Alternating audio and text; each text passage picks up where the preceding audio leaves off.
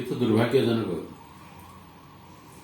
जो मुख्यमंत्री ओडिया पढ़ी जानती नहीं, ओडिशा शासन जहाद्वारा चलुची से ओडिया नुहंती। ओडिया भाषा संस्कृति विषय कॉन्फ्रेंस करिवार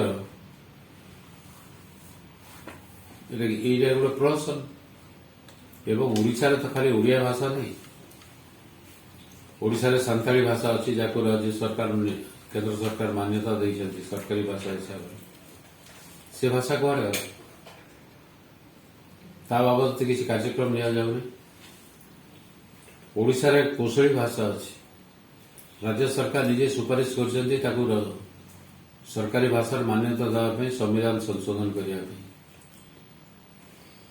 प्रति यहाँ वैमात्रिक मनोभाव है भावे नहीं। एमती तो वैमात्रिक मनोभाव प्रदर्शन कर अंचल आंदोलन हो स्वतंत्र कौशल प्रदेश गठन करने दाबी हो निआरे घीओ ढाला भाया पुणी निकट अतीत आहरी किसी भाषा को सरकारी भाषा मान्यता देवाई राज्य सरकार केंद्र को सुपारिश कर मानी ओडिशा रे गोटे भाषा नहीं, खाली ओडिया भाषा नहीं, विभिन्न भाषा अच्छी, स्वतंत्र भाषा अच्छी। ताले गोटे भाषा रे एते पैसा खर्च करी एते आयोजन करी अन्य भाषा मान को अपमानित कहीं कर